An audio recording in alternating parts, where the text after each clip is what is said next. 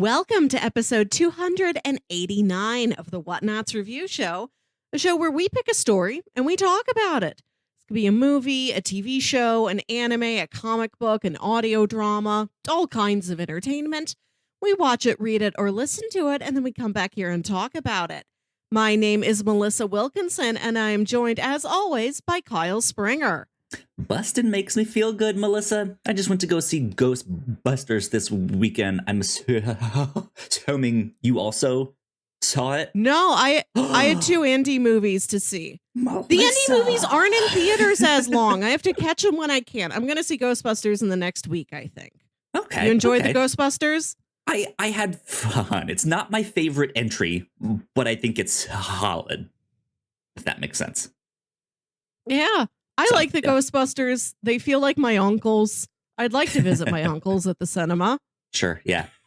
I'll go. Indeed. Instead, I went to see Problemista.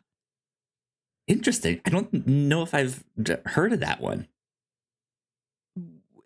I will not take the time on this certainly full episode to describe it to you. Go look up the trailer. I'll just say it's very funny and very sweet and empathetic. Great Tilda Swinton performance. Interesting. Good stuff indeed, Melissa. Well, what are we here to talk about this week? We are talking about the 2019 Jordan Peele film, Us. This is a movie I really like. I'd been wanting to bring on the show for a while. I never found room for it in our Halloween horror months. I want more horror sprinkled throughout the year, so I thought we should do it now, because this week is the 5-year anniversary of the release of this film. Yeah, good stuff.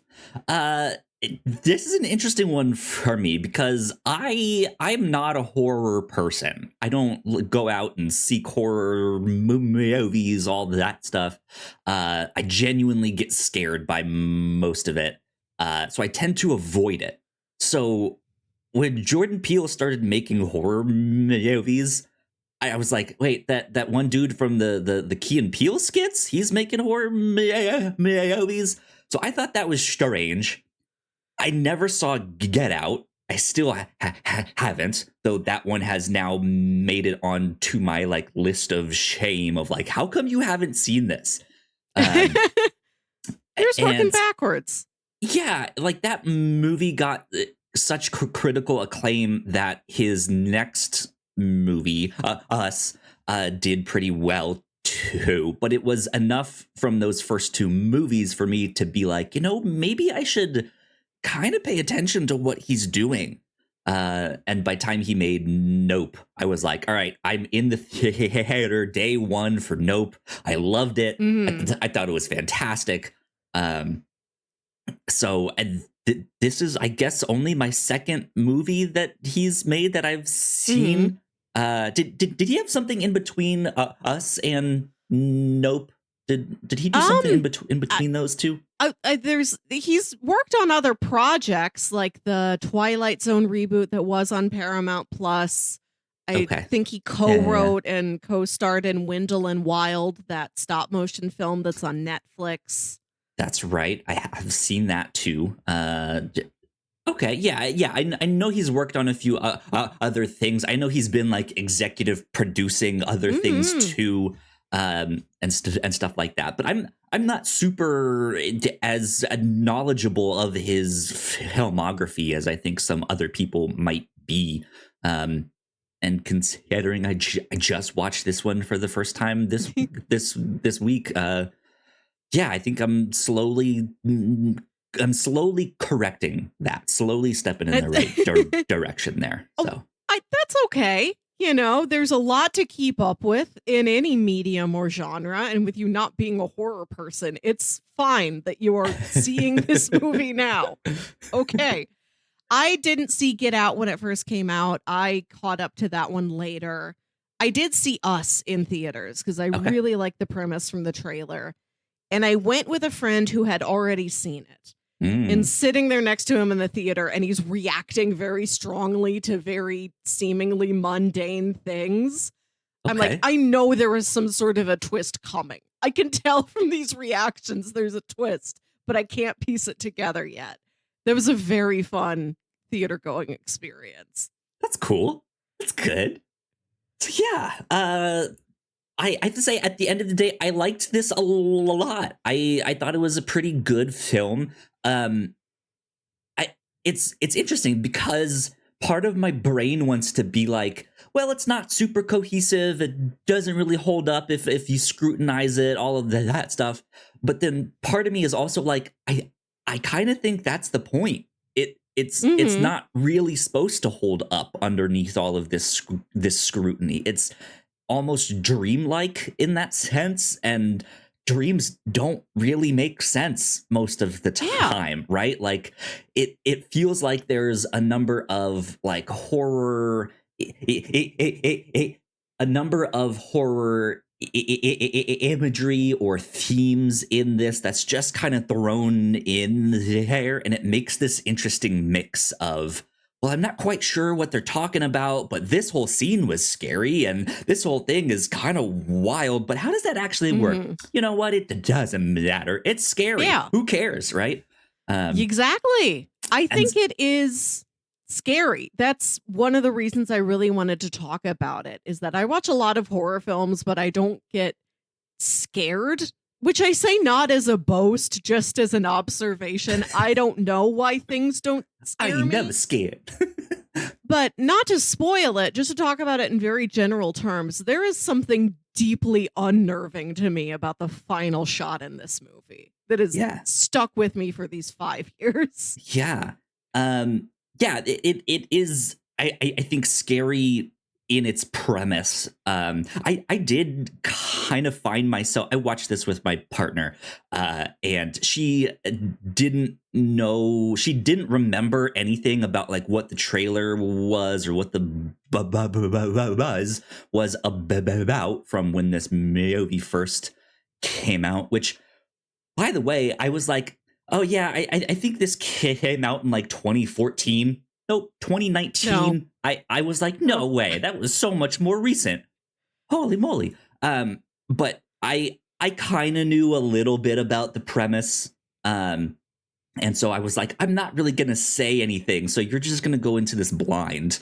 And me like only knowing a tiny bit here. And we had a good time. We found ourselves laughing a lot, and rather than like being scared and tense. I know my partner had a whole bunch of anxiety, but in general, I think we were having a good time. So yeah, good experience, lots of fun. I'm happy you enjoyed it. Yeah. To talk about the premise of this movie, a family goes on vacation to their little beach house by Santa. Correct.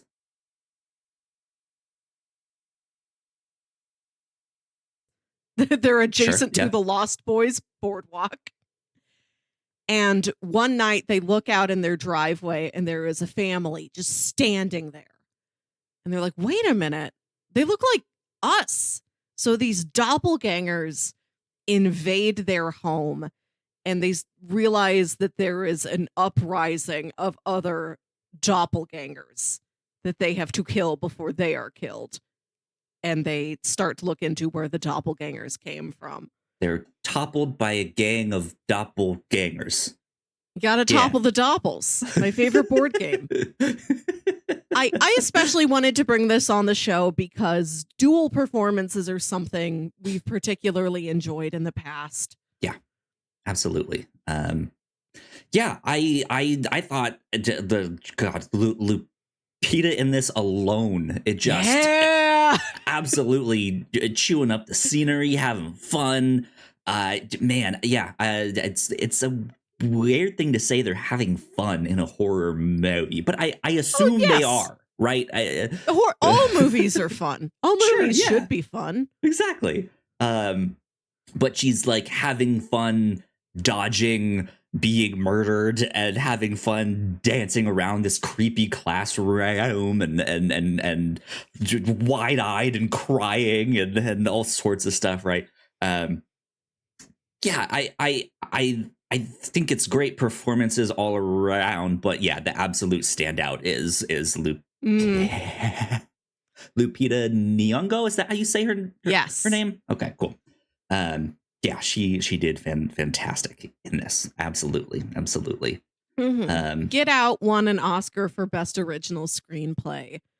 And a lot of people were upset Lupita didn't get a Best Actress nomination for this. It seems like she might have been in like 6th place in a ballot of 5 for the Oscars that year. Among the many horror performances that should have been recognized. That is the legacy of this film, is a film that should have gotten an actress nomination and didn't. Similar to Hereditary. I gotcha. Okay. Interesting. Well, yeah, I had a great time with this. I think the premise is interesting. I think it's scary on its own. There are some comedic moments in there, like I was implying, but I think the cast does a great job of really living in the moment of what the premise is supposed to be and acting appropriately. I think sometimes that's the zeitgeist is not the right word, but like the popular conception of horror movies is that people don't act like people in some of these things. Like no one would react in that way, or no one would do that thing that they did. Sure. In Why go this. Upstairs? Run out of the house. Call the cops. Get in your car. Yeah. And what they did all seem to kind of make sense to me in that way, because there's not much to this movie in terms of like the outside of the house that they're in there, which I'm okay with. It's I think what I'm trying to say is that it's a smaller movie, and so you don't necessarily need to think about like what's happening in the rest of the world, even though there is stuff happening in the rest of the world, right? Just need to focus on this one little family. Maybe not the world, maybe just America. Maybe. Yes. Yeah. Who knows? But yeah, good stuff. Do you have any other kind of comments, reactions, thoughts, feelings, concerns? We don't have to go through all of those nouns right now. That's so many nouns. You said this was a small movie. I will mention it is much bigger than Get Out is. Get Out is the movie that is primarily in a single house. The home invasion part of this movie is like half an hour of the total, like 2-hour runtime. It's less of the movie than you think it is. They do go out into the world. It is, you can sort of see the scale evolve through these 3 movies. Get Out is very house-based, all the way up to Nope, which is these massive Western vistas and big outdoor adventures. Yeah. Indeed. Good for him. Good for Jordan Peele. Yeah. I think with that, we will take a quick break for some housekeeping. And when we come back, we will start to discuss the film a little bit more in depth and spoil it and all that good stuff. So we will be right back. Thank you so much for checking out this podcast. We hope you're enjoying it. If you didn't know, we make multiple different shows here at the Whatnauts, and a lot of hard work goes into making them, so we would love it if you check them all out. But none of this is possible without your support. Head over to patreon.com/thewhatnauts and you can get access to over 40 hours of exclusive content, including our Patreon first podcast, The Pilots Club, when you sign up at our $3 tier. Of course, there is a free version of the Pilots Club available, but episodes are exclusive to our Patreon for 2 years before they hit the free feeds. If you're interested in buying merch, we have shirts, hoodies, mugs, and more for sale over at thewhatnauts.com/store. Another great way to help us out is by subscribing and leaving a nice rating and review on your podcasting app of choice. You can also subscribe to our YouTube channel for video versions of the show, trailer reactions, and live streams. And lastly, you can always find out more information about the shows we make on our website, thewhatnauts.com.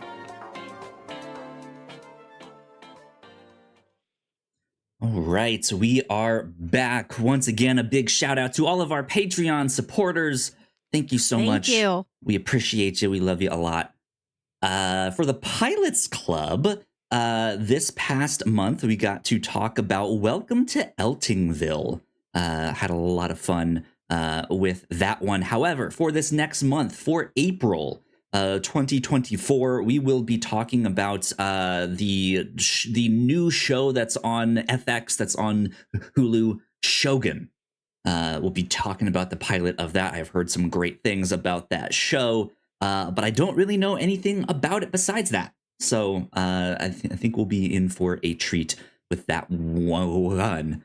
And then over on the free version of the Pilots Club, the free feed, this month we have our pilot of Doom Patrol out there that you guys can go check out. So be on the lookout for all that stuff right here on the review show. This past past episode, I keep wanting to say this past week, but we're still not on the weekly schedule like we used to be. 2 weeks ago, on our previous episode, we talked about Weathering with You, Makoto Shinkai's anime film. I think also from 2019. Is that correct? I think this one was 2019 and that one was 2019 or something like that. Yes, it was.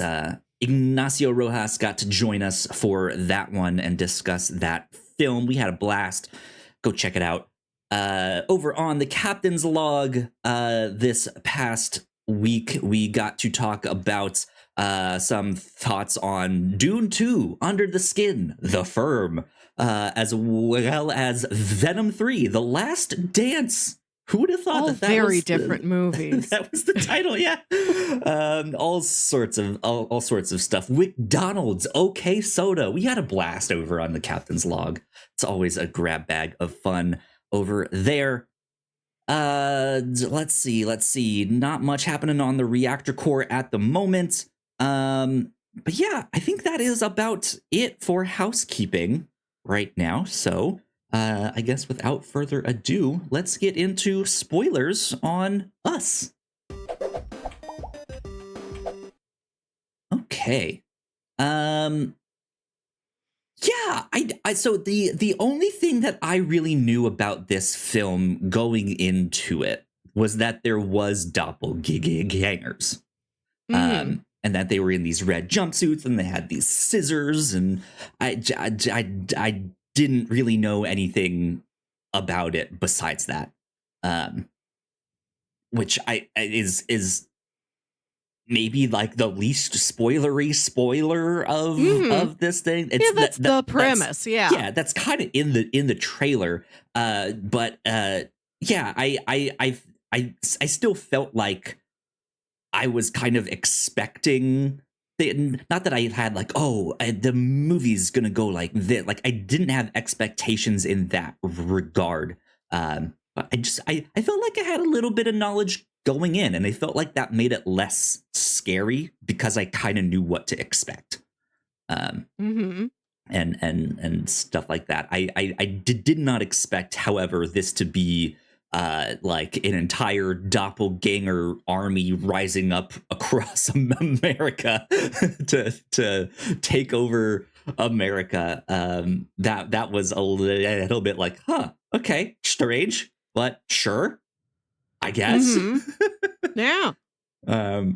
Does the scale of this movie do anything for you? Like, if this had only been them, would that have heightened it? Would that have lowered it? Do you think, like, knowing that there's a doppelganger out there for everyone, does that make it scarier? I should mention that the in-universe term is a tether. Sure, the opposite of you. Your copy is called your tether. You are tethered together. The scale of it is what I find so exciting and so unnerving. To skip ahead to the ending. And you see this beforehand when the tethers are forming their hands across America and they're just standing in a line across the beach. And there's like a little inlet, a little cove, and they go across They go from like the shore through the water back up onto the shore on the other side. And there's people standing in like leg deep water, Mhm. just stock still, holding hands, not doing anything. And that Right. final helicopter shot going over the mountains when they play the Le Fleur song, which itself is so unnerving. It's this beautiful, light, tinkly little song about flowers. And then the orchestra comes in and it becomes so large in a way that is almost aggressive. Sure. Yeah. Just the bombast of that song and how it goes from so small to so big suddenly, I think is really excellently contextualized in a horror movie. That's a really nice choice. When you see the tethers standing in a line across these huge mountains, that is what unnerves me because Hmm. you don't know how they got there. Like, of course they walked. Of course, Red, who's the name of the main tether, of course she organized all of this, but you're like, how exactly? Did she send out a newsletter? How did all of this come together? And they're Subscribe to my standing there. newsletter. How did she like reach out to all of these tethers? How interconnected are they? If you just kept walking through all those hallways, are they all Yeah. connected to each other? Did she walk from California to like Maine spreading this Right. message? Or The like sh- how the big are the tunnels exactly under how is this yeah. how massive is this like underworld setting? And you know what the Hands Across America thing means to her. You know it as a symbol, but like literally, what are you doing? What happens next? The non sequitur nature of that final image, where you don't know what happened before and you don't know what's going to happen next, and they're just standing there like stock still. The fact that these tethers are so capable and so violent and so terrifying, but also completely content to just stand there. Yeah. That's scary. Yeah, it is The kind fact of that you don't know what's going to unnerving. happen is so scary. It is just kind of unnerving that they just stand there holding hands, and it's not this like, okay, well, once you kill your doppelganger, your tether, like go be them, go live their life for a while, right? Yeah. Like go do their job and work at the company that they work at, take care of their children or something. It's not that, just okay, once you've killed them, get in line, take a hand. Yeah. What? And then what? Yeah. I don't think I've ever left a movie with such a strong question of, and then what? That's the scary part. Just the massive holes in this movie. If they actually get all the way across America, do they like evaporate and die like we did? We've reached our purpose. We can ascend now. Purpose fulfilled. Is that when they go back to like living their own life and stuff like that? Who knows? That's it's right. Like now that we don't have to eat rabbits anymore, we can go have above land food. Yeah. The people who were tethers to the people who work in McDonald's, go work your job at McDonald's, and then the other people can eat the McDonald's that you make. Yeah. The weird thing, like I mentioned earlier, that I think any kind of scrutiny for this film doesn't really hold up. And again, I think you're not really supposed to believe that it's supposed to hold up under scrutiny. Like it's supposed to kind of fall apart, but it's supposed to be this weird dreamlike thing. You're not sure exactly how it all works. Yeah, so we have this like underground. I wouldn't even really call it a bunker, because it's just kind of like you go into a hallway, you turn left, you go down the stairs, and you're there, right?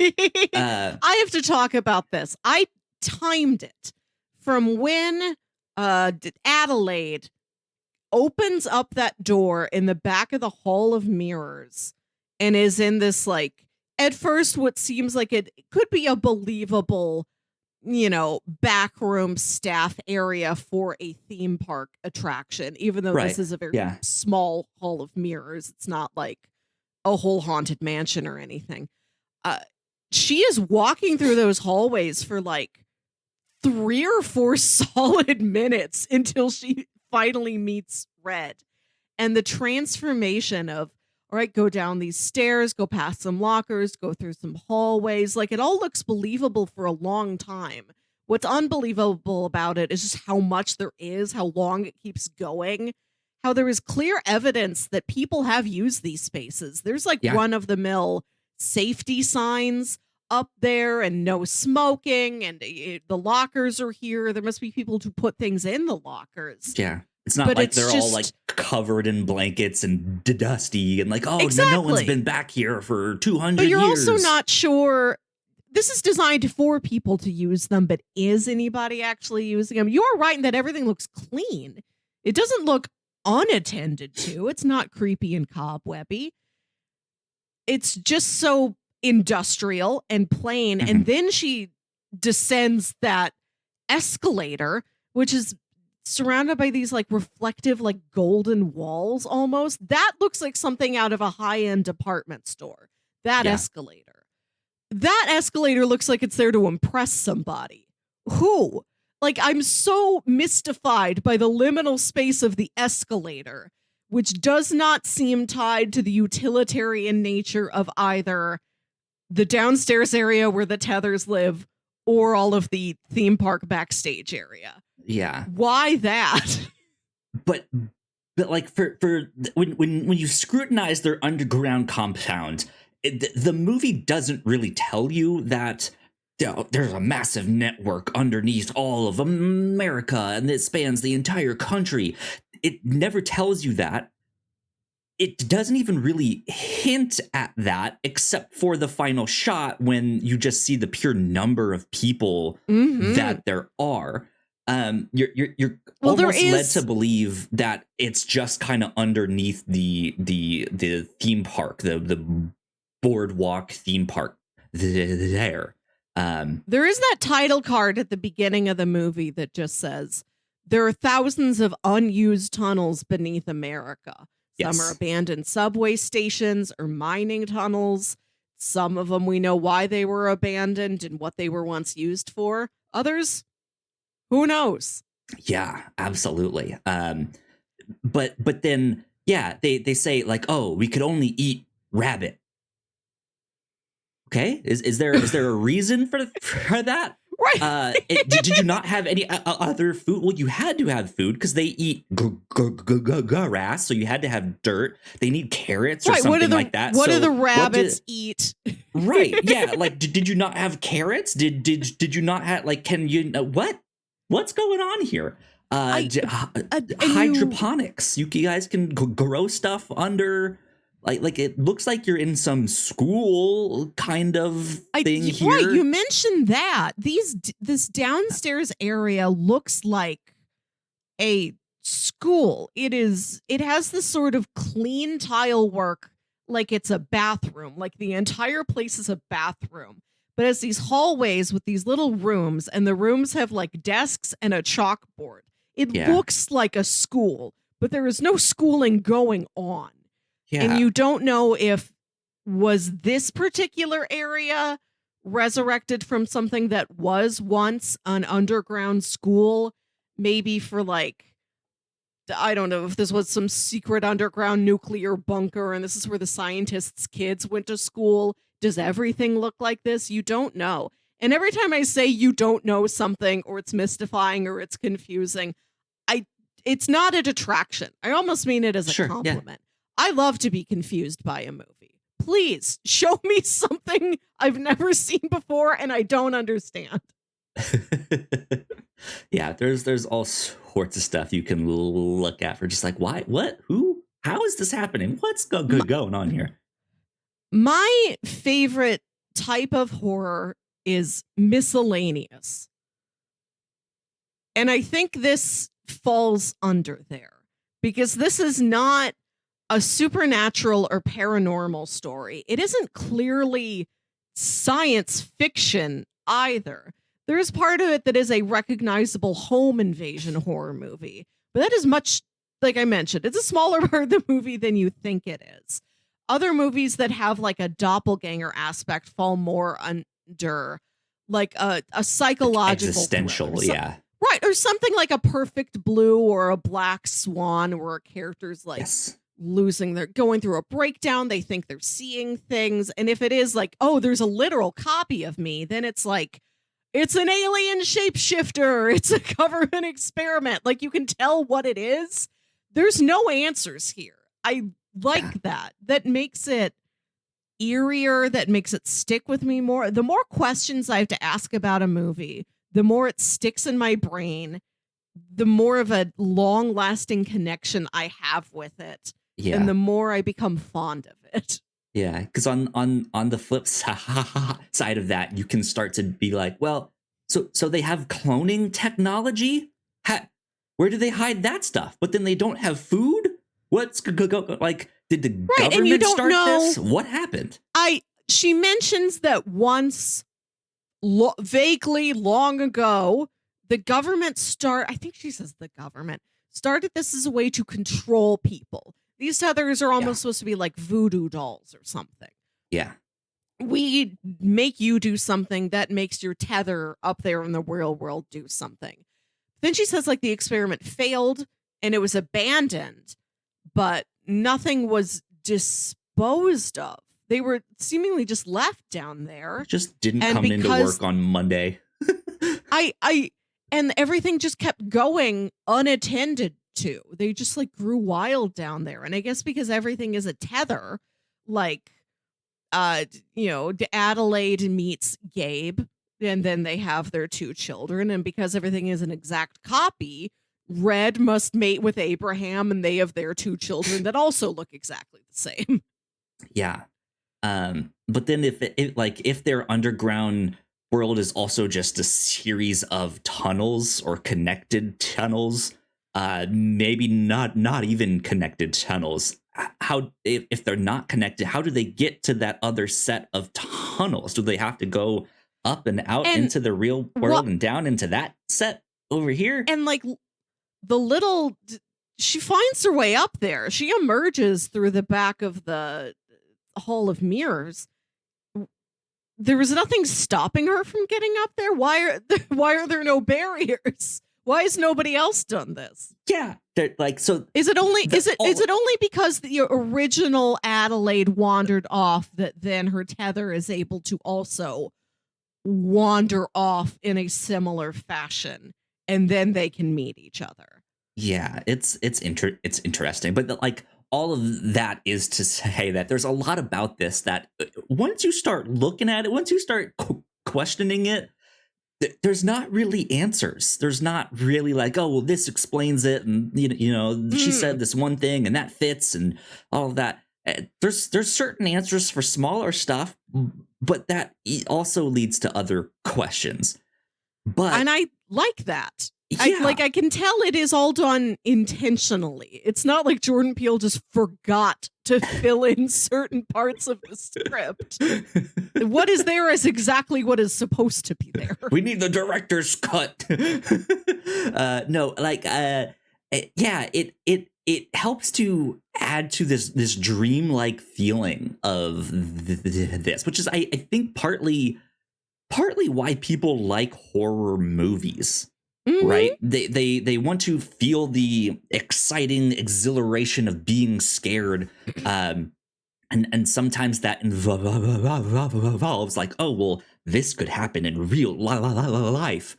But then there's also the like, this could never really happen in real life, but the thought is interesting. The thought is scary.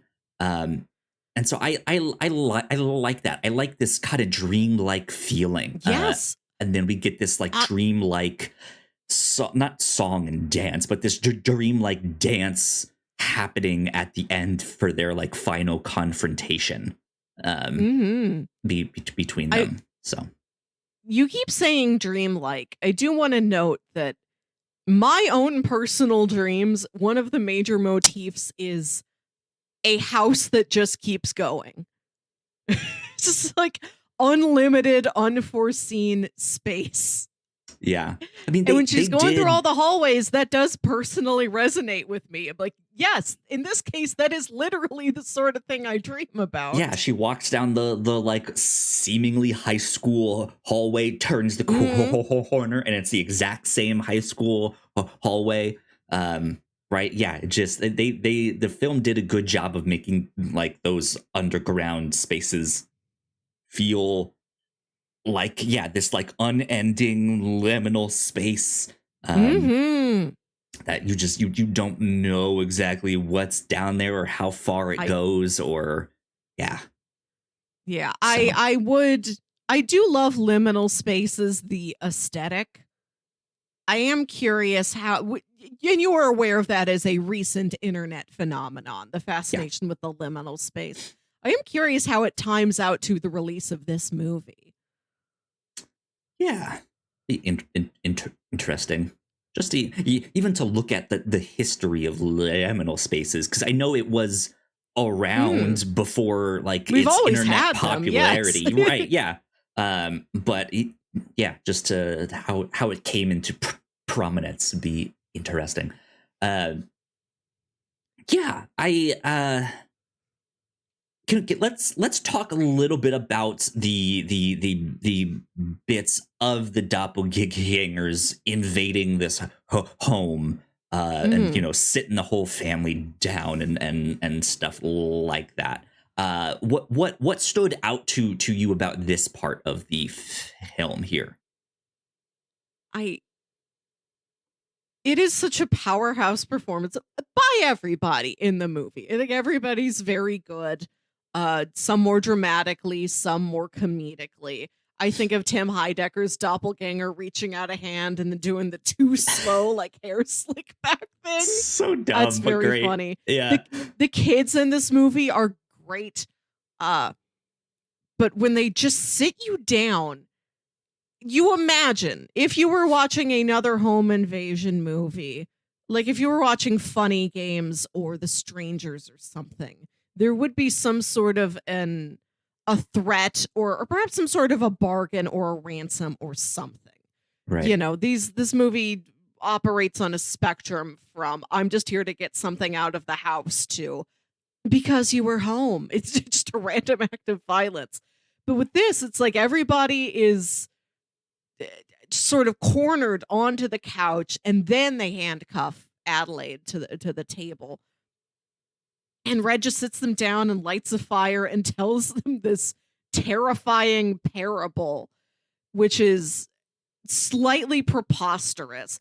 I think it's funny that she describes what she's been going through, and it is the sort of fairy tale nightmare, but it is literal. Like when she says her daughter Umbre was born laughing. That's a fact. Yeah, You could prove that. But when she says about her youngest child, Pluto, he was born to love fire, then it's like a statement of destiny. And I'm like, lady, you can't prove that. right. Just that one more grandiose statement thrown in there is very funny to me. Yeah, this is not at all what you were expecting for somebody who looks exactly like you to break into your house, not really threaten you in any way, and just tell you a fairy tale Yeah. with this haunting. This voice is incredible. She sounds kind of like Voldemort. That's my closest. It almost sounds like equivalent to it. she like when I first heard her talk, my thought was like, okay, it's a doppelganger, it's a mirror self. It's like they do the opposite, so we breathe out when we talk. Is she breathing in while she talks? Like, is that like interesting how she's doing that? I don't think that line of questioning went anywhere, and I don't think it holds up. But that was one of my thoughts of like, how deep does this like opposite effect go? because at the time, like, I had no idea what to expect, right? I'm just sitting there like, oh, okay, yeah, all right, We cool. walk with our hands. Yeah. We drink food and eat water. He was born to like fire. The way that she sounds like it hurts for her to talk. She is so raspy. And you think also about how did she organize all of this? Was she speaking then? Was she giving speeches to these groups of tethers down there? Why does it sound like she hasn't spoken in years? Why can none of them really speak? Yeah. And I think that is maybe one of the few things about the film that maybe does hold up under scrutiny. Yes. I think is really interesting. Another twist of this movie is that Red is the original. She is not the tether. And so maybe that's why her voice is hoarse and raspy. Is she hasn't talked. Like, choked her. Did get choked, right? Like, it doesn't seem like any of the other actual tethers can really speak. They can vocalize, right? They can yell and hoot and holler, but it doesn't really seem like they understand English. I mean, they understand it, but can't speak it. Maybe. Yes. But it does make sense then that, like, okay, here's one that can talk, but she has this kind of distorted voice, so to speak. Mm-hmm. What did you think about the slow release to the twist that there was a switcheroo, that we are not looking at a woman who had this terrifying encounter when she was a little girl and escaped? She is the thing that escaped and took over the actual little girl's life. Yeah. I'm sure the thought crossed my mind earlier on when I didn't really understand kind of what was happening in the movie yet. But I think by the end of it, I was less concerned with that question and more so, can someone from above turn into one of the things down below? Because I think as she's having this kind of violent confrontation with her tether, it really feels like I forget her actual name in the movie. What's the one from above? Adelaide, yeah. The one we know as Adelaide. She does kind of start to get into this crazed mode, and I like the thoughts going through my head was like, can she turn into one of them and find that setting or find some kind of common ground with their purpose, and she joins them? Like, is that like, is this a whole thing of like, now they take over their spot in the underground people? Like, it is a reversal of like, oh, you invaded our home, but we killed you, and now we're taking over your spot. And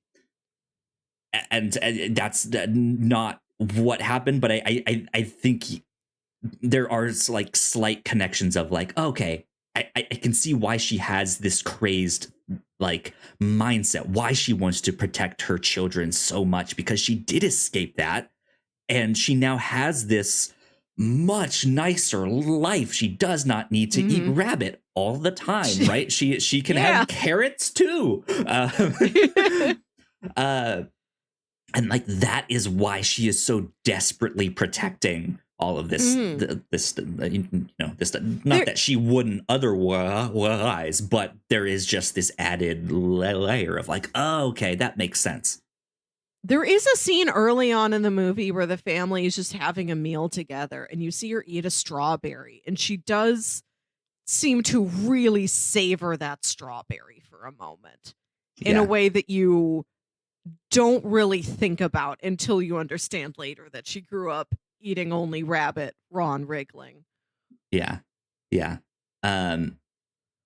Which then like my mind is even questioning then like how far has she influenced her children and her husband to not be like the tethers down below, right? we do know that the boy was born to like fire. Is she the one that emptied Kyle to love fire? Excuse me, to love fire. I also have the question about how clearly he's been burned for something. Is there like a doctor tether? Is there one of the tethers who has medical knowledge Paging and had the Dr. Tether. resources Paging to Dr. treat Tether. a burn? Do you have health care? Does anyone check on you, or do you entirely have to figure out how to do this right? Yeah, but like, did she secretly like empty his like finger lighter thing here so that he wouldn't have it as much, right? I that's just it's a weird question in the back of my mind. But yeah, I mean, being from that underground world initially, I'm just kind of thinking about how much she may have tried to influence her life above ground. Unsure. Yeah, unsure. Indeed. I need to loop back around to this scene where they all get sat down. It's the home invasion. And they handcuff her to this table, this coffee table. This coffee table must weigh 1 ton. How come she cannot move the coffee table or break it? She can't breaks reach it later. The thing. She breaks it later. But like, it's a coffee table. Can she not she has to, she's reaching for the fire poker stick, can't reach it, so she's using her foot. Can she not just like move this a little bit? Like, let's just lift this up and drag it over a bit to get this. And then she breaks it with the stick eventually. But like, it just seemed like it was bolted to the ground. And I was like, what? What's happening here? It's important to mention that this beach house they're staying at is, I think, like the family beach house that Adelaide's mother had. So Red grew up going to this house, which is why she is, at least, I don't know if you picked up on any of this when you were watching this movie for the first time, of like, how does this woman know to find the hide a key in the fake rock? How does she, like, she does walk through this house like she knows it. She goes right to the fireplace, knows how to light the fire, has Adelaide handcuff herself to the coffee table.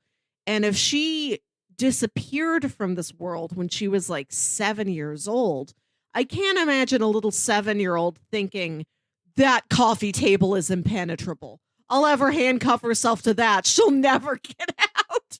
And but maybe it works. Our Adelaide. It works. She can't move it. It's kryptonite to her. Maybe she breaks it when the opportunity is right. I was not thinking about it. It's just one of those things, like, if she had tried to like run off in a certain direction, she would have been like yanked back because her arm would have been stuck. And I'm just like, it's like a 50-pound coffee table. Like, what is happening here? But yeah, that's just a little small discrepancy that I noticed that I thought was funny. But yeah, I like all of that stuff. I like even the kind of not creepy ways, but even the parallels that they don't necessarily really know would be a parallel. The fact that the boy has a mask on for both instances. One is this like almost like balaclava looking mask to cover up his burns on his face, while the other one is the Chewbacca mask made famous by Chewbacca mom. Right? It's this like plastic, probably he probably picked it up from the house last time he was there. This feels like an 80s relic. This is what you would get at the drugstore. Legally distinct giant furry space friend Halloween mask, came with a matching plastic smock. One of those.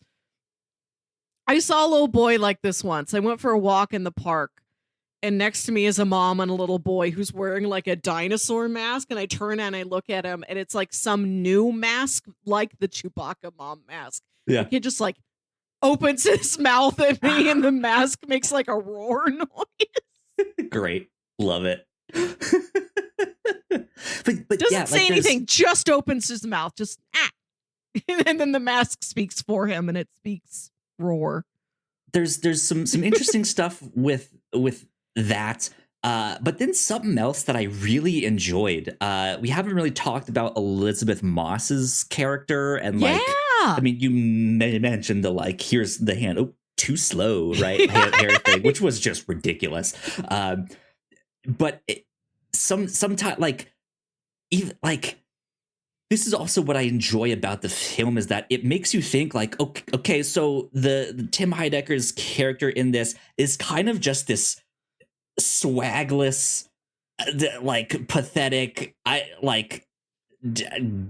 I don't really know how to describe him, but so then when we do get the doppelganger, he's a cool Gen X guy, or a Gen X guy who thinks he is cool. Thinks he is cool, but he's not. But then the doppelganger just kind of has so much more swagger to like the way he moves. Like, even if it is also kind of like, okay, this is stupid, this is ridiculous. He did the like high five, too slow kind of thing. Like he has this swagger to like the way he moves and sits.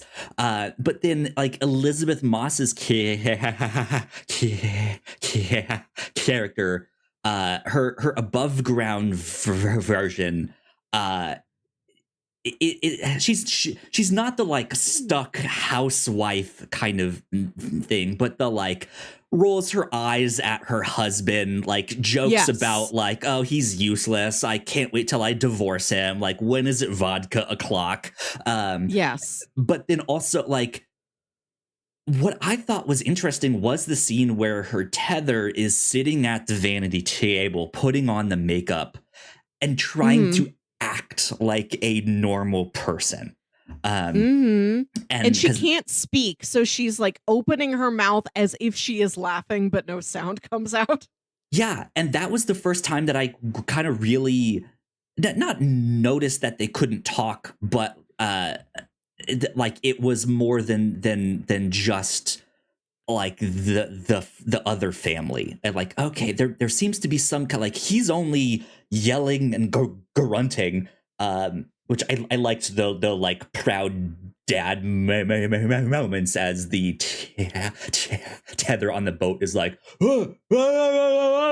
and then his daughter like yells, his daughter yells back, and he's just like, hey, are you all right? You doing good? Yeah, all right, good, keep it up. Right.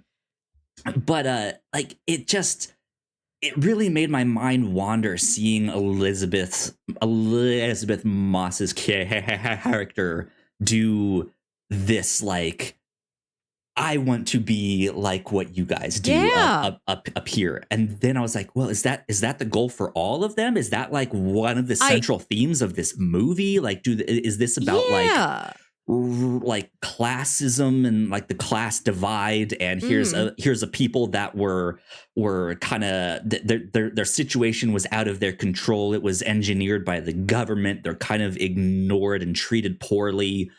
That can fit for a lot of minorities across America, right? Like, but another interesting detail is that everyone has a tether. It's not only certain groups or classes of people. It's 100% all Americans.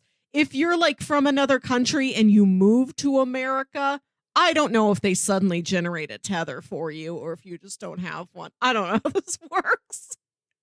Who knows? Yeah. But yeah, my mind just started racing with that, because that's also the like gift and curse of both being an art student and a podcaster who's like making content about movies and television shows. It's just like, how do I analyze this? What is the meaning behind this? What are the themes? What are the what's the moral of the story here? And to kind of continue what we've been saying is like, it feels like there's multiple themes. There's multiple things that this movie was trying to get at or comment on. And it's not necessarily a cohesive one thing. It's not, oh, this is a movie about classism. It's not just that. Yeah, I think that is what drew me to this movie, is that it does have themes like that, but they're more abstract. Mm-hmm. And it is first and foremost a horror movie. Yeah. and it is saying a lot of things, but secondary to the horror. Not that a movie that is primarily a form of social commentary. That's very valuable. That is necessary. It's just not always what I feel like watching. I love a good old-fashioned horror story. Yeah. And it does have interesting things to say sociologically, and also interesting things to add to the genre. I was just thinking about how that other family has twins. And frequently twins are a source of horror. Yeah. You think of the two little girls in The Shining, who I don't think are literally twins. They're just close enough to the same age and height, and they're wearing the exact same clothes, so they get labeled as twins. Like, twins are a scary thing. There aren't movies where scary things happen to twins. Twins are never the protagonists. Your heroes are never twins. But like, twins are for horror. It's also an interesting, in a movie about doppelgangers, it is an interesting mirror to be like, well, Yes. Twins are also kind of that same concept. They look alike. They often act alike, or have that like freaky twin thing that we knew about from all those Disney movies and stuff like that. Where they say the same thing or they do the same thing, and that's what's happening with the tethers, right? They look alike, they do the same things underground, they marry the same people, right? They have the same kids, which also is a mystery mathematically speaking. Just how does that happen? How does the exact sperm get right? Yeah, out of millions of sperm? Exactly. So I like that kind of reflection in the above ground world. Like, here's also that freaky twin thing happening above ground. So there's lots of motifs of duplication and mirroring in this movie. You see the number 1111 pop up both on the clock and that man on the boardwalk holding up the sign for Jeremiah 1111. 1111 being a duplication, a mirror. But it goes down to things like one of those twin girls is wearing a Black Flag t-shirt, and that band's logo is these 4 bars that look like 1111. Right, yeah. Interesting. Even down to the song that the family's singing in the car is I've Got 5 on it, which is about 2 people coming together, each putting $5 towards a dime bag, which is about you and I give the same thing. We are the same. We form a unit together. Yeah, I also liked the comment where they were like, it's about drugs. It's about weed. He goes, it's not about weed. It's a dope song. I'm going to deny the fact that it is about drugs, but it is dope as the adjective. And I'm not going to think about how dope the adjective is also a term for drugs. It's great. Yeah. The like double meaning of that, right? Exactly. Yes. The idea that they are going to a vacation home, which is a second home, this like second location, right? There's all sorts of stuff like that. One eerie detail is when they're having that picnic on the beach and some other beachgoer throws a frisbee and it lands on their blanket, which is a polka dot blanket. Yeah. Yes, and the frisbee exactly covers one of those big polka dots. It is exactly the same color, which is part of that theme of duplication, of mirroring, and of one thing taking over another thing. But also is the sort of weird coincidence that feels like it was it was going to lead to that thing in Nope where the shoe is just standing perfectly vertically. Sure. Yeah. I could see things in this that would, like motifs that would repeat again in Nope, like the weird coincidental physical placement of something out of the 1,000 different ways this physical object could land somewhere. Why does it land like that? Having somebody wearing a mask and then they pull up their a yes. a face that has been like burned or something like that. The Kitty, Elizabeth Moss's character is talking about how, I could have been an actress. I could have been a movie star, but these twins were just born at the wrong time. It's similar to Jupiter Park talking about how he could have been a much bigger star and he's trying to like cling to this stardom now. Mm-hmm. Absolutely. Yeah. I don't know if I have too much else to say on this.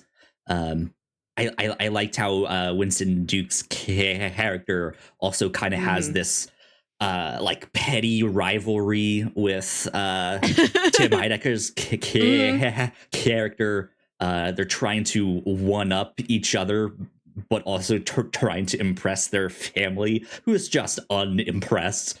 Like, like we don't care about this boat, Dad. I love that his boat is called Crawdaddy. And then Tim Heidecker's boat is Biatch. Yeah, I saw that, which was great. Is so true. I took a walk around Navy Pier in Chicago once. Every boat has a name like that. Yeah, so great. But yeah, I had a great time with this. I was a lot less scared than I was expecting. I think because of those comedic moments, but also I think because of seeing Nope before this and just kind of knowing what kind of like, okay, Jordan Peele has kind of found his footing in all of this by Nope. He obviously knows what he's doing. He's a well-trusted name in all of this. That's why they even market stuff that he's just like from executive producer Jordan Peele. It's Monkey Man, right? And it's like, okay, like more masks. What does that mean? Did he just like check off the story and said, put money behind that one? Or who knows? Executive producers can have all kinds of levels of involvement. I don't know. Exactly. But he's a name that you now tout as like, oh, he is involved with the project. He makes really well-crafted stuff. Has, I think, a lot to say, like sociologically or just like about the genre that it is in. Is horror has a specific voice to it. The situations are all very specific. Yeah. Like these aren't the sort of horror movies that I think they're such outlandish situations that it doesn't eat at you like a thing that you worry could happen to you. Like you could be scared that The Strangers could happen to you. The horror movie The Strangers, about that home invasion. You could be scared about that sort of home invasion or a serial killer or even an alien or something. But the way he presents things, you don't think, oh no, what if that happened to me? Right. So for somebody who is less experienced or less, they don't access horror very much or very well, these movies feel easy to pick up and grab. The threats aren't as tangible and realistic and present in your life. There's humor to help you ride through. There's a lot of just general weirdness. And I think this movie is scary, but not in a jumpy way, not in a turn off the lights and then run upstairs sort of way, but just more in like a deeply unnerving way. Yeah. Yeah, there's bits and pieces of stuff that is like, yeah, this could happen to me, but it's heightened in a way that makes it's like, okay, this couldn't happen. It's kind of unbelievable in that sense, but it's just one step removed in a way that I didn't think about or stuff like that I think makes it interesting. But But yeah, I enjoyed this a lot. Was a lot less scared than I was kind of expecting to be. So yay for Brave me boy. who actually gets scared. I was a brave boy. But yeah, I had a good time with this one for sure. Indeed. Any other kind of final thoughts that you want to add on to this? No, I'm good. I'm happy you enjoyed it. Yeah. Good stuff. Okay, I am going to bring up our bingo cards to see if we have anything from bingo. Breaks into dance. Do we count that one? Is this the kind of breaks into dance we were thinking about? I think we mostly see the dancing in flashback, where it is discussed. It is very clear why the dancing is happening. That after the tether comes up and is unaccustomed to human life and doesn't know how to speak, and her parents just think she's been traumatized by something. Yeah. They're like, let's put her through dance therapy. She can dance out her feelings. And then the original Adelaide, who somehow must become a tether to her tether. I'm still not clear on how that works. If there's some condition of just the space that you're in, that once you are down there and the other one is up there, you must mirror their movements. It just happens to you. There's dancing in this movie, but it isn't the suddenly we have broken out into dance of something like the movie Ex Machina. Right. I was kind of thinking more so of their final confrontation as she's like dancing around the desks in this like dancey way, because like, her movements are kind of mirroring the flashbacks that are happening. That's using dance training as part of a fight scene. Not in like the way Star-Lord does it at Ronan the Accuser. Right, yeah.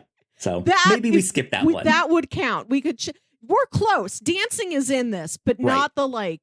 And suddenly there's dancing sort of way. Yeah, a whole big beach flash dance happening as everyone starts doing thriller. I am able to cross off fake fast food brand. At the beginning of the movie, the family is eating like Copper Potts Cove seafood, or it's supposed to look like a Long John Silver's or Captain D's or something, I think. But it's called Copper Pot after the explorer from the Goonies. There's a lot of 80s references in this movie. Yeah. And it references the Goonies less in a sort of Stranger Things-y way to give you the effect of like Amblin aesthetic, bunch of kids on bikes, kid adventure. It's not going for that. It's going for descending to a second world that is beneath your own world. And when you go down there, you find power. Like when the kids go down there and they're like, we could be the heroes. This is our time. So that like fake brand they're eating is named after that. I'm trying to see. I don't think I have. Did we get a like long exposition followed by why are you telling me this in the scene that they're all sat on the couch? Not exactly. I feel like this movie, it's not the obvious example, but it is a we're not so different, you and I, literally. Yeah, just without saying so much words. Do you think I can cross off that one? Yeah. I would say so. This is similar to our breaks into dance, where it's like it's so close, but the whole theme of the movie is we're not so similar, you and I. We're not so different. Yeah. And finally, buff nerd. Does just the presence of Winston Duke and the way his character is written give me buff nerd? I don't think so. Is he a he's nerd? got- Watching he's sports. definitely- He has a boat. He's definitely a dork. Like, none of his family takes him seriously. He keeps doing that thing where he pushes his glasses up his nose, which is funny because then his tether keeps doing that without having glasses. Yeah. So he's making a movement at nothing. I don't know. I'll give it to you. Thank you. Because I don't know where else we're really gonna have a buff nerd. Unless we, read some Superman comics that spent a lot of time with Clark Kent. Right, yeah. Clark Kent, the ultimate even buff then- nerd.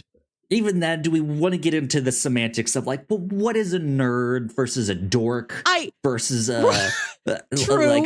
For me, I'm like, this is a man who is clearly intelligent. I like him wearing his university sweatshirt.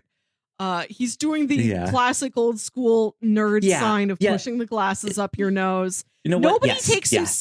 Nobody really takes him seriously. He feels like he's the lowest person on the rung in a lot of situations where like he's trying to do things and his family's like, no, Dad, and then he can't impress Tim Heidecker in any way.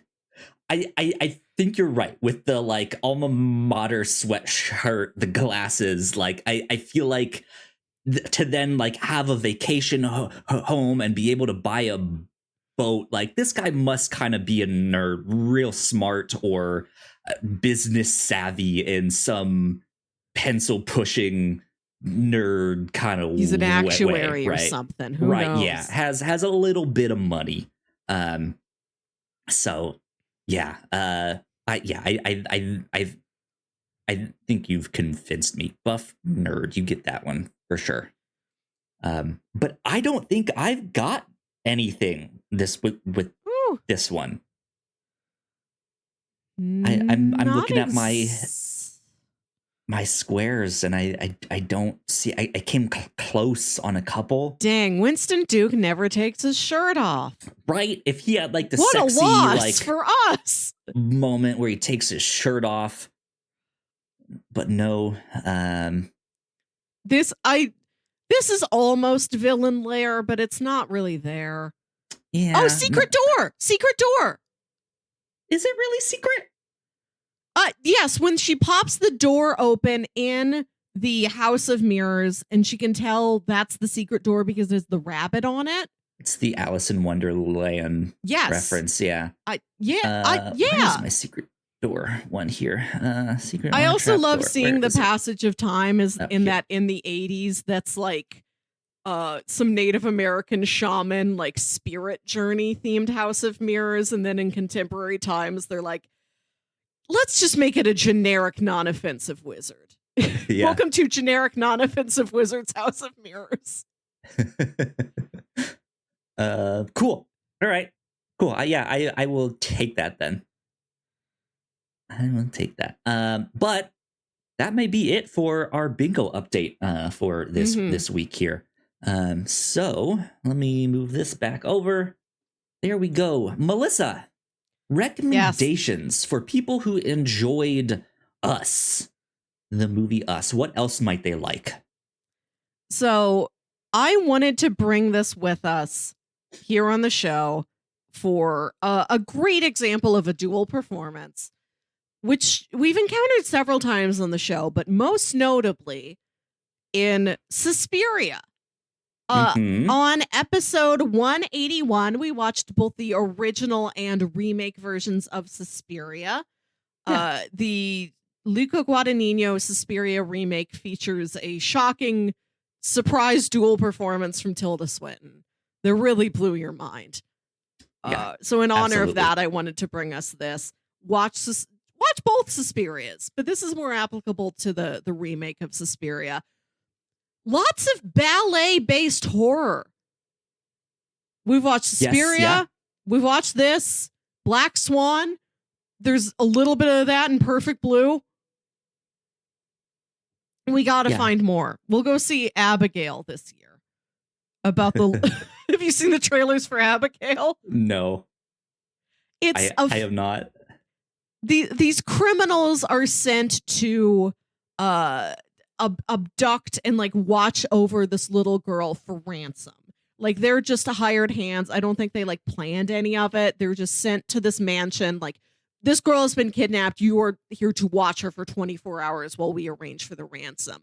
This little girl in her ballet outfit. And then you find out she's a vampire and she's slowly going to eat all of the people with her in this mansion. Interesting. It looks funny. This is, of course, not a serious little ballet vampire ransom movie. It's for laughs. I recommend The Suspirias. I recommend The Lost Boys. This movie is filmed in the same area. They make a reference to it in the 80s scenes.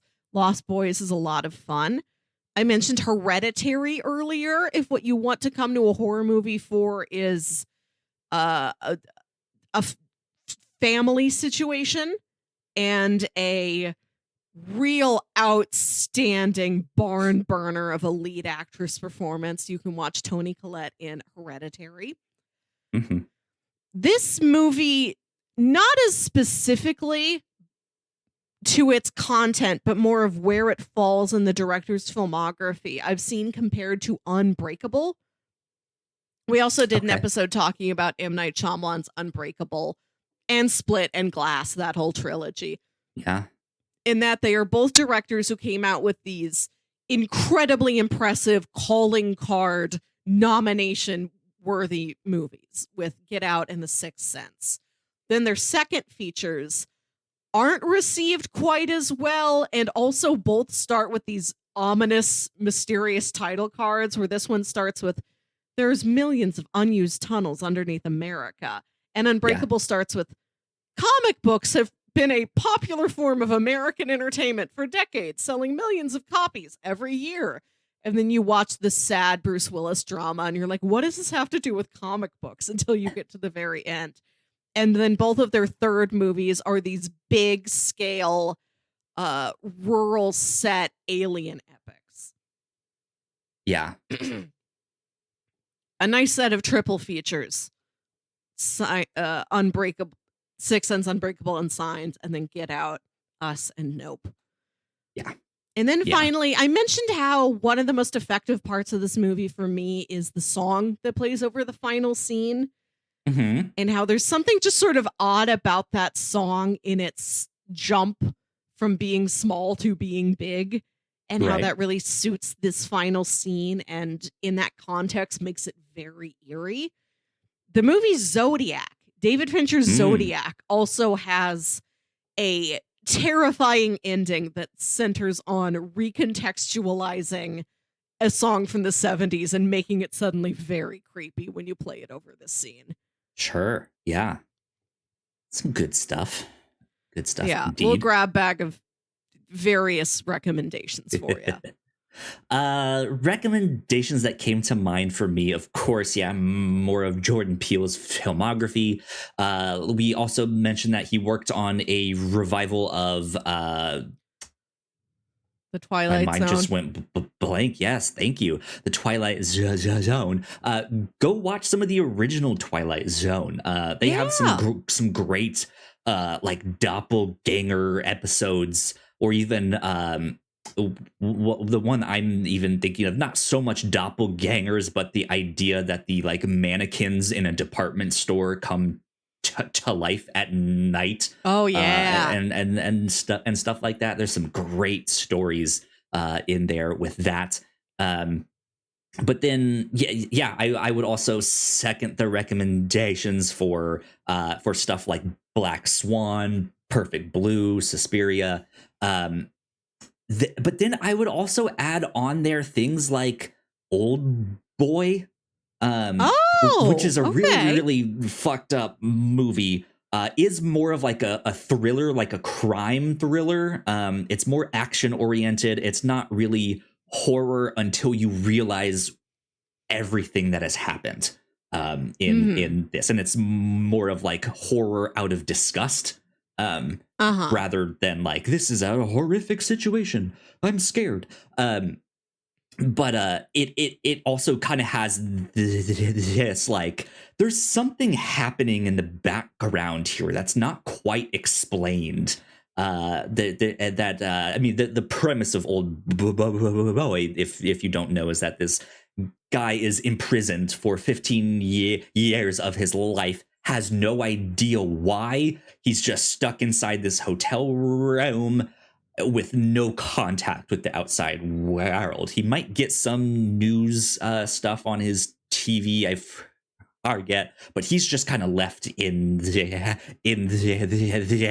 and fed. And when he gets out, this whole like operation to like put him like imprison him in there is not like, that's not necessarily the focal point of the movie. It's not really explored. And so it's just this like, what is this operation that is happening here? What is this thing that's happening behind the scenes? So I'd put something like that in there. If you're into comics, there's all kinds of body switching stuff, even Marvel's Secret Invasion. If you go read the original comics for that, because it plays with this idea of the characters you know and love have been replaced by these aliens that look like them, that have been acting like them, in some cases for years. How do you fix that, right? So some good stuff out there for everyone to check out. But yeah, I think that's about it for recommendations. For our next episode, for our next 2 episodes, actually, Melissa and I have decided to do what we call April. I was about to say April. April. It's Apple. We are going to be spending this month on programming from Apple TV Plus. Yeah. We've enjoyed stuff from that platform in the past, and also making it a whole theme month is just easy for turning our various subscriptions on and off. Yes. Indeed. So first up for Apple April is Hello Tomorrow. This was a show that came out in early 2023, starring Billy Crudup. Melissa, you were the one that kind of mentioned this. I don't think I had heard of it until you kind of pitched it to me off the show. Do you want to give a little bit of a synopsis, or are you prepared to do that, or would you like me to? Billy Crudup sells timeshares on the moon in this retro-futuristic world that looks like the 1950s and also the future that the 1950s imagined. There's robots, there's gadgets, right? Robots, gadgets, gizmos, and also exhausted traveling salesmen. Yeah. But from the trailer that we watched, it seems like this might be a scenario where things are kind of falling apart as his time like he's basically a con man. They haven't like colonized the moon yet, or maybe they have, but his actual time his actual time shares aren't necessarily real, and so I think he's trying to keep everything together as he has to kind of defend his dad. No, they are real. We just delayed the launch by a month, and because this one thing, who knows what. So could be interesting. I liked the trailer. The look of this show looks really, really cool. I like that whole retro futurism 50s, but to the moon look. So yeah, that is what we will be doing in 2 weeks' time. Like we said, this is on Apple TV Plus. It is a total of 10 episodes. There is 1 season out. From what I understood, it hasn't technically been canceled, but it hasn't technically been renewed either. So that's all I know. There you go. That's what we will be up to in 2 weeks' time. And then I guess just to give a quick hint of what we'll be doing after that, slow horses. So be on the lookout for that stuff too. Cool. I think that's about it for this here podcast. Melissa, where can the people find you on the interwebs? I don't really post anywhere. This podcast is the one thing I do on the internet. But you can find me places at Wilkywit, WILKYWIT. I have accounts. You could send me a message. There you go. Yeah. Cool. If you guys want to follow me, I am at Yo Kyle Springer. And if you'd like to stay up to date with everything that we do here at the Whatnauts, we are at the Whatnauts official on Threads. So please go like, share, and subscribe. That would help us out a ton. If you're watching this on YouTube, go check out more of our videos on that side of the screen. That would help us out as well. This has been number 289 of the Whatnauts review show. We will see you all next time. Bye. Hi.